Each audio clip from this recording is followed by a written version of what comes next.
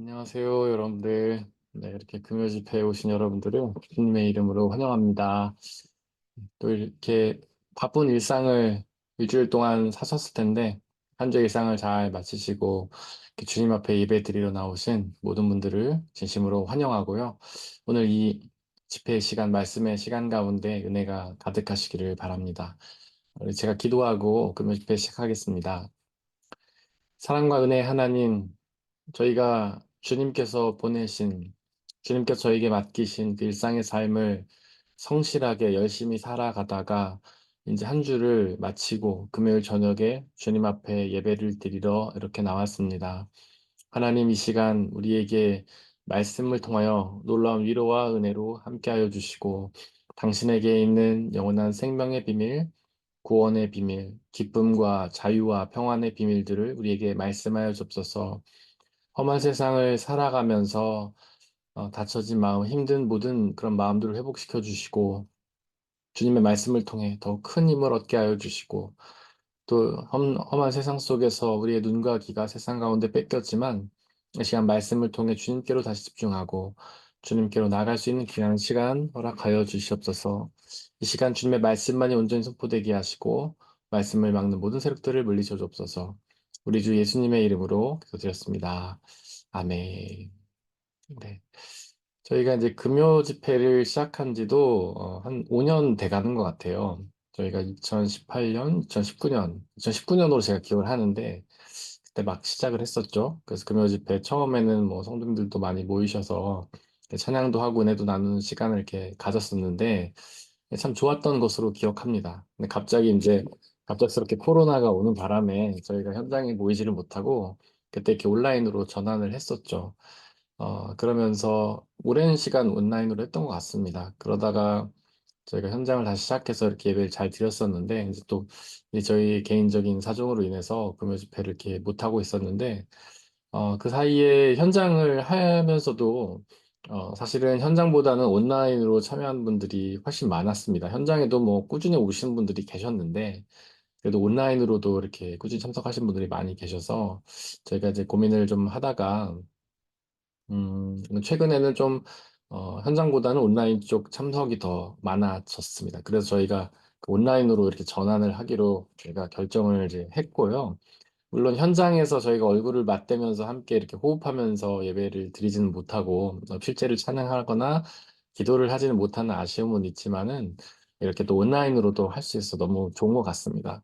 한편으로는 저희가 교회에 모여서 찬양하고 기도하는 게 참 좋은 일이긴 한데, 사실은 하나님께서는 우리의 일상으로 우리를 보내시지 않습니까? 저희가 지난 주일에도 뭐 제자와 사도 설교를 하면서 사도 이렇게 일상을 떠나서 하나님의 사명을 맡기는 사도도 있지만은 일상 속에서 일상 일들을 감당하면서 주님을 믿고 따르는 제자로도 우리를 부르신다 그런 얘기를 많이 했었고 또 사도는 12명 뿐이지만 제자는 훨씬 많은 500명 이상이 이제 성경에 나온다고 말씀드렸던 것처럼 이제 우리 중에 대부분은 제자로 부르시는 거죠. 일상의 삶으로 부르시는 거죠. 그러니까 우리 일상이 우리의 사역지이고 예배의 자리여야 하는 겁니다.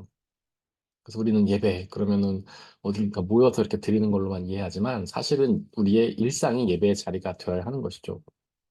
그래서 구약에도 보면 우리가 삶에서 일상에서 드리는 예배가 참 예배다. 이런 얘기도 이제 우리에게 알려주고 있지 않습니까?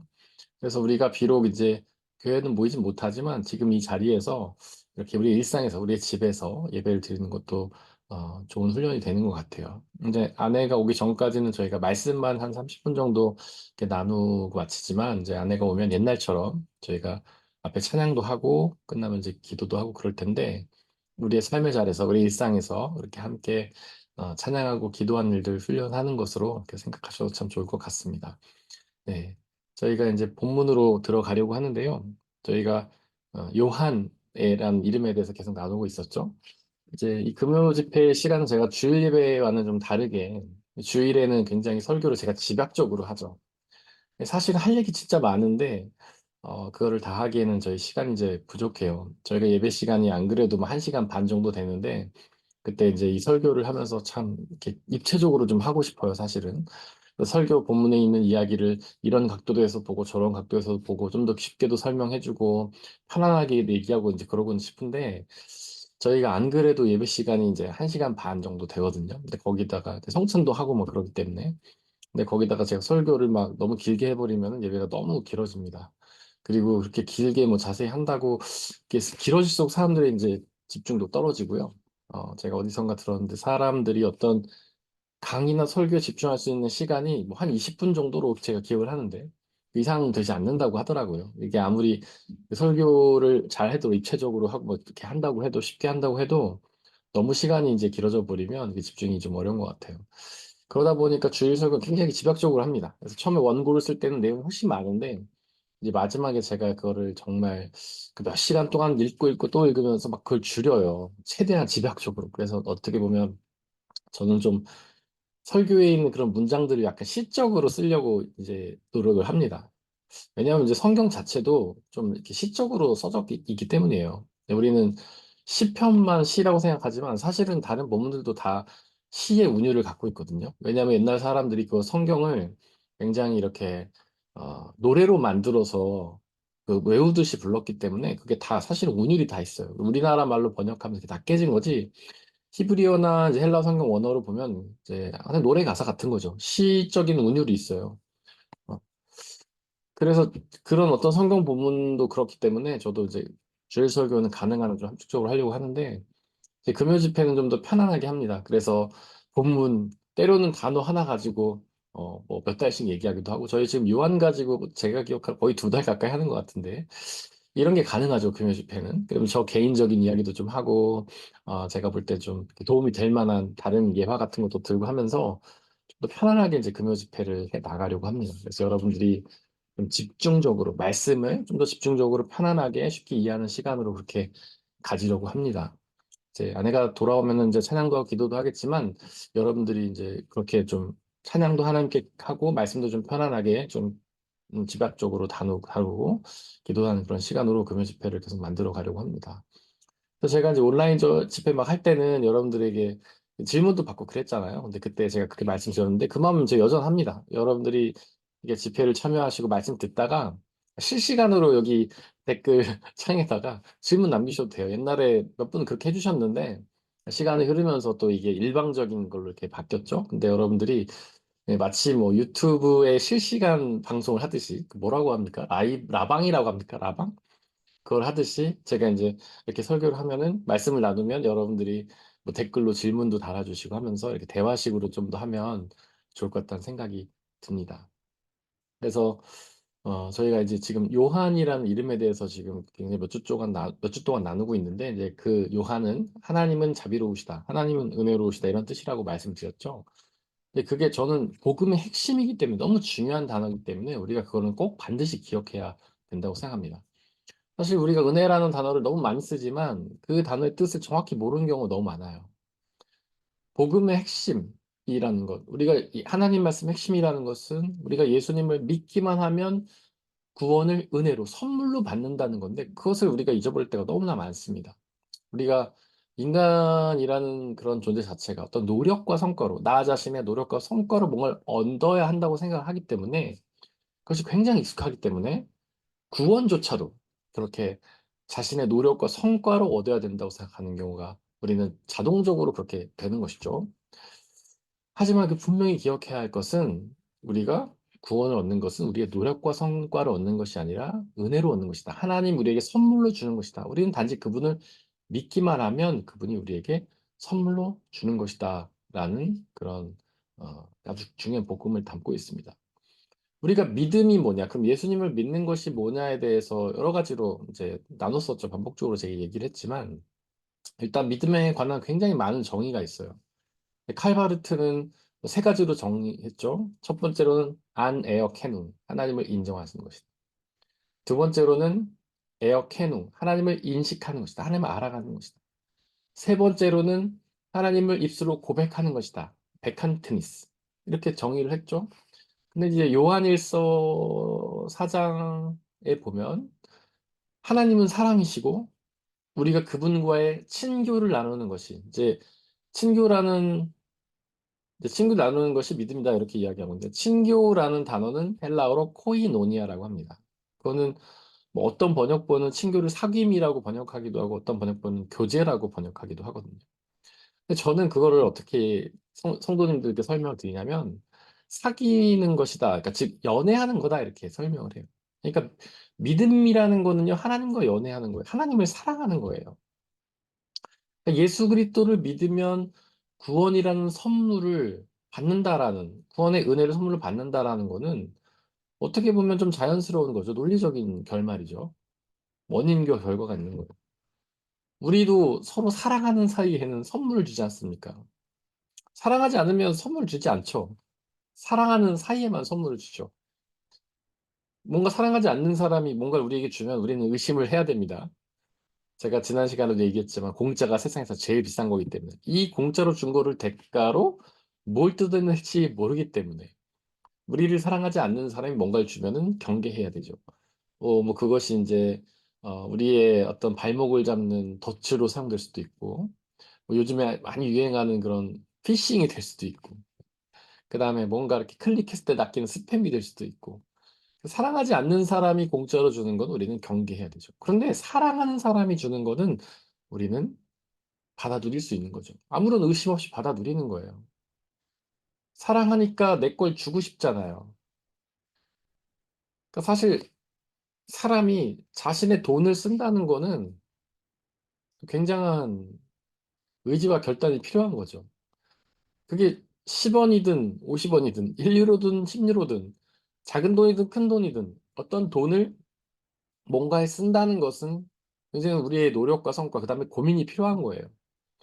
우리는 작은 돈도 그냥 낭비하지 않잖아요. 예.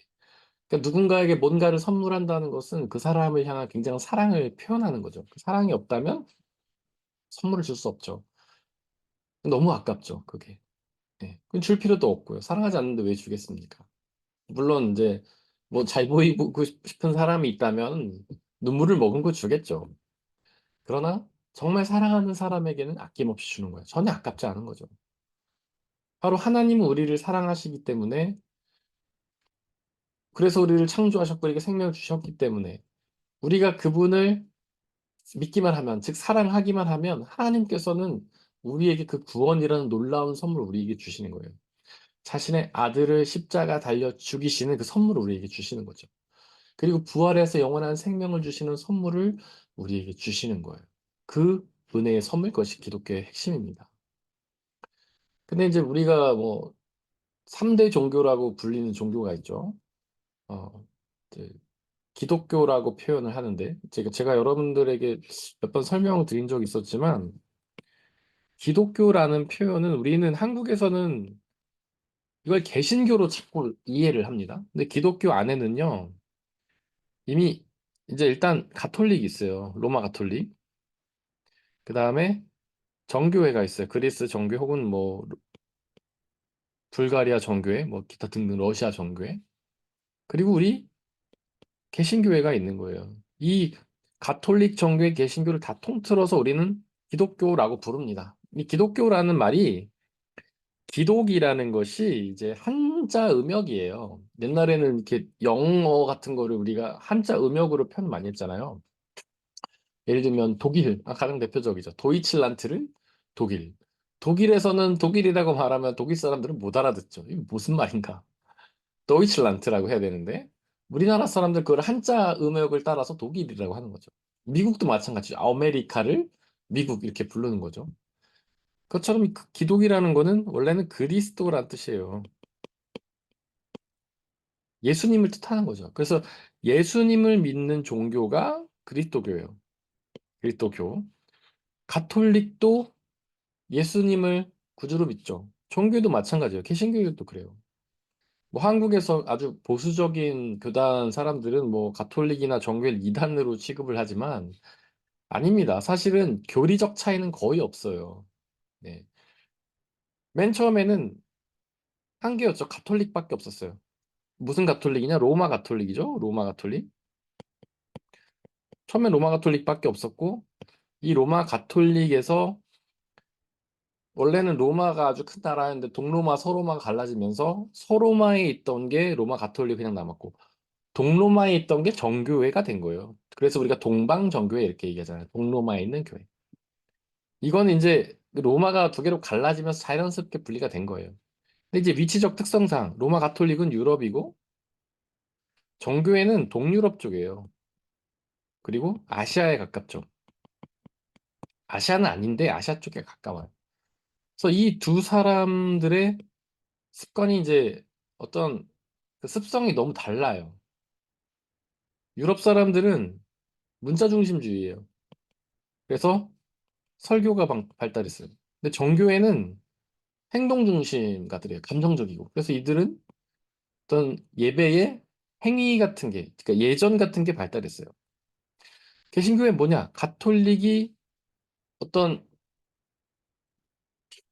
신학적, 교리적인 문제가 아니라 그들의 어떤 문화상의, 문화라고 말할 수 있을까요? 그러니까 예배, 그 기독교 내에서 어떤 잘못된 관습들을 거부하면서 일어난 것이 개신교입니다. 루터가 종교개혁을 일으키면서 외쳤던 게 가톨릭의 교리를 문제 삼는 게 아니에요. 교리는 거의 똑같아요. 예수님을 믿는 믿음으로 구한다는 똑같은 거예요.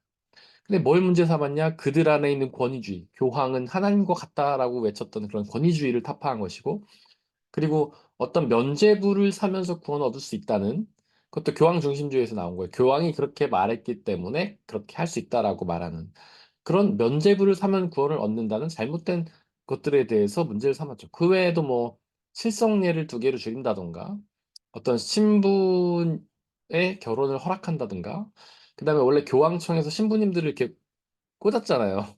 임명했잖아요.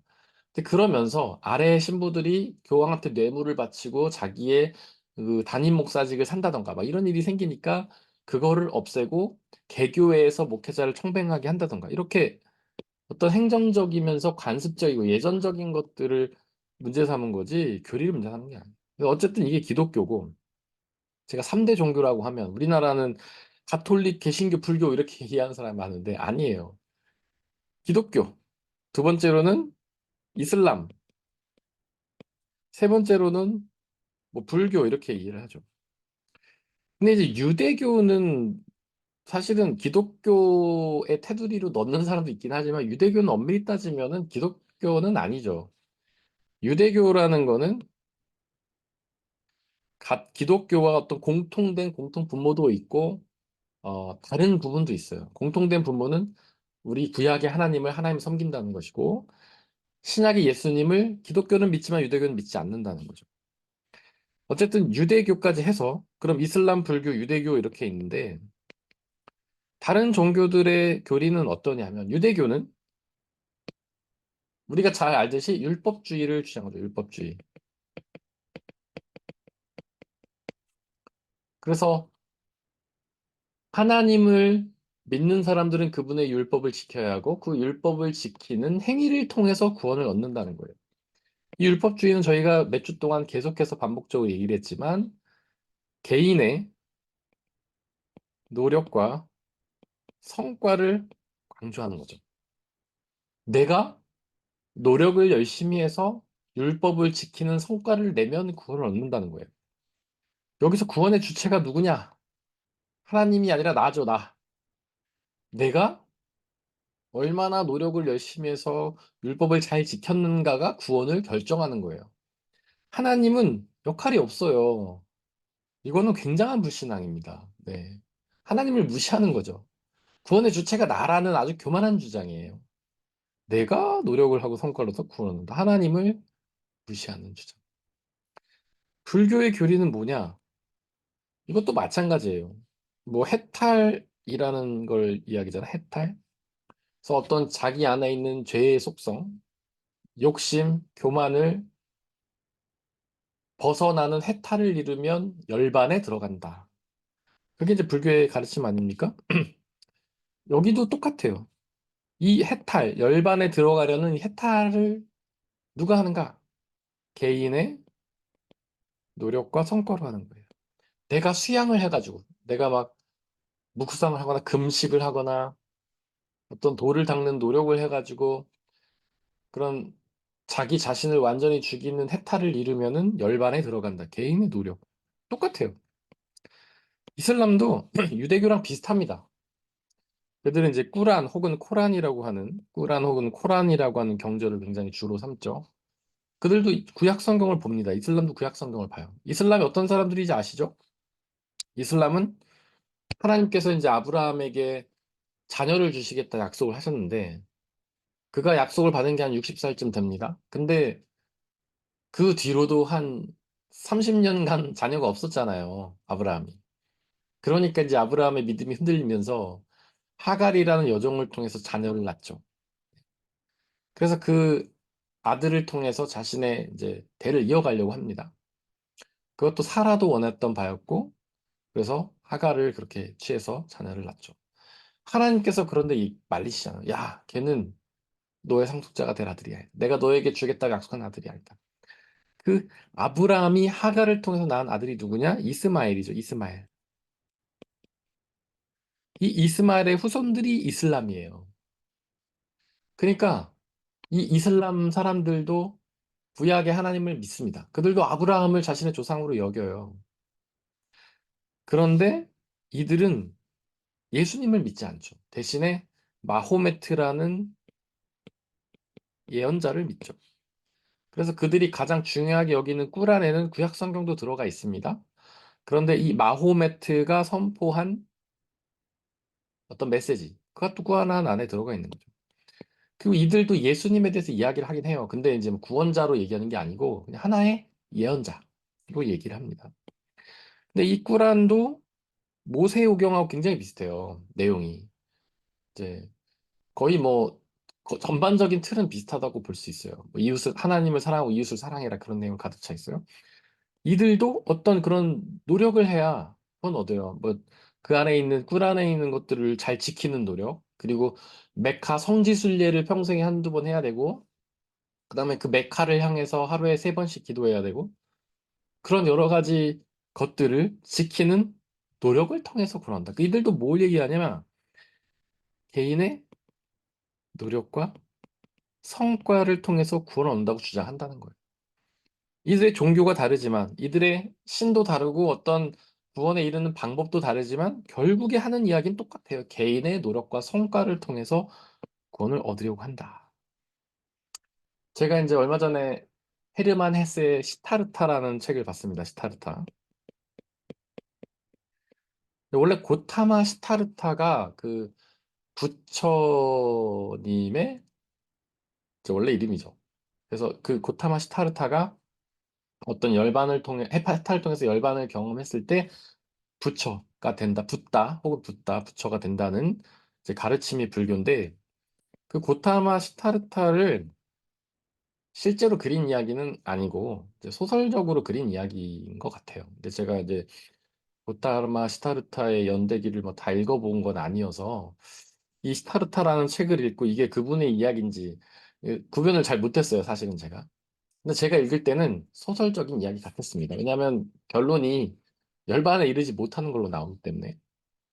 이 스타르타가 이제 굉장히 어, 자기가 뭔가 자신의 해탈을 이루기 위해서 자신의 마음속에 있는 어떤 욕심과 욕망을 이루기 위해서 굉장히 노력을 해요.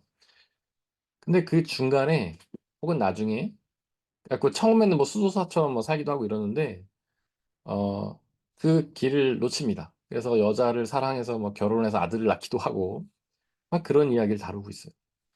그러니까 헤르만 헤세가 그 시타르타라는 소설을 통해서 이야기하고자 했던 거는 뭐 불교를 비판하고자 함이 아니라 개인적인 노력, 성과를 통해서는 구원을 얻을 수 없다라는 걸 이야기하려고 한 거죠. 이뿐이 아닙니다. 이제 우리가 아까 기독교 얘기하면서 종교 얘기도 했지만, 우리 이제 톨스토이의 신부 세르게이라는 책이 있어요. 신부 세르게이. 신부 세르게이. 이것도 비슷한 얘기예요. 그 어떤 세르게이라는 사람이 원래는 잘 나가는 사업가였고 굉장히 이제 사업을 해서 돈을 많이 벌던 사람이었는데, 그가 어느 날 이제 수도사로 귀의를 합니다. 그리고 이제 하나님의 명령을 거룩하게 잘 지키려고 굉장한 노력을 해요. 그래서 자기에게 오는 온갖 유혹을 막 다 이기려고 애를 씁니다. 심지어는 어떤 여인이 이제 이 세르게이라는 신부가 옛날에 좀 사업도 했던 사람이고, 아, 군인이었습니다. 군인, 죄송합니다. 군인이었고 키도 크고 잘생겼어요. 근육질이. 그렇게 묘사가 돼요.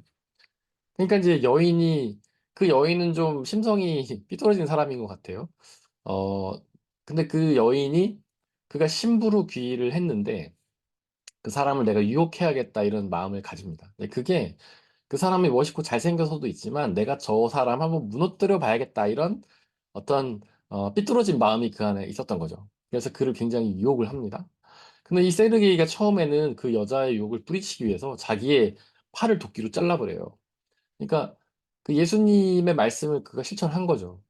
너의 눈이 범죄하게 하거든 눈을 뽑아버리고 너의 손이 범죄하거든 잘라버리는 게 낫다. 막 이렇게 예수님 말씀하시잖아요. 차라리 눈 한쪽 없이 손 하나 없이 하늘나라에 가는 게 낫다.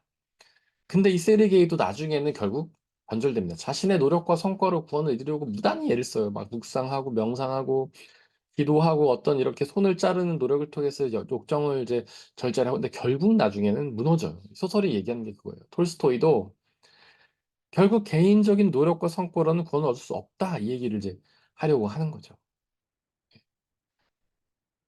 그래서 이런 어떤 다른 종교에 귀의한 사람들은 결국 성공을 경험할 수 없어요. 근데 우리의 기독교 복음은 뭘 말하는가? 바로 구원은 결코 우리의 노력과 성과를 얻을 수 없고 오직 하나님이 선물로 주실 때만 받아 누릴 수 있는 은혜라는 사실을 우리에게 가르쳐 주는 거예요. 이렇게 다른 종교들이 수없이 실패하는 것들은 이미 기독교, 예수 그리스도를 믿는 기독교는 이미 알고 있었던 거죠. 그걸 우리에게 선포해 주는 거예요. 근데 너무 어리석게도 우리는요, 그 복음을 듣고도 그렇게 그게 구원의 선물임을, 은혜임을 잘 믿지를 못해요. 예수님이 복음을 전하실 때를 생각해 보세요. 그 바리새인들, 율법주의자들이 굉장히 만연했을 때 아닙니까? 예수님이 그 얘기를 하잖아요. 야, 나의 짐은 가볍다. 나의 멍에는 가볍다. 내가 나의 진리가 너희를 자유케 할 것이야. 더 이상 율법의 멍에를 매지 말고 나를 믿기만 해. 그럼 구원 선물 줄 거야. 근데 그렇게 구원의 복음을 선포하시는 예수님을 그 율법주의자들이 결국 죽이려고 했고 죽이는데 팔아넘겼고 결국 죽이는데 성공을 하죠. 근데 그런 일들이 역사 속에서 반복이 돼요. 초대교회 안에도 똑같은 문제가 일어납니다. 초대교회가 이제 예수님이 이제 부활 후에 승천하시고 나서 예수님을 믿는 제자들, 이제 마가의 다락방에 모여서 기도하던 그 500여 명의 제자들, 이제 사도뿐만 아니라 제자들이 그때 성령의 그 충만함을 받죠. 그리고 그들이 원래는 무서워서 죽을까 봐 마가의 다락방에 숨어 있었지만은 예수님의 복음을 아니, 성령의 충만함을 경험하고 이제는 거기서 교회를 세우고 예수 믿는 일에 이제 집중하죠. 그리고 복음을 열심히 전하러 다니죠. 그런데 얼마 안 돼 가지고 그 교회 안에 예수 그리스도를 믿는 믿음으로 구원을 얻는다고 그것이 구원이 은혜임을 주장하는 그 교회 안에 율법주의자들이 등장해요. 교회 안에 유대인 그리스도인과 이방인 그리스도인들이 생기죠.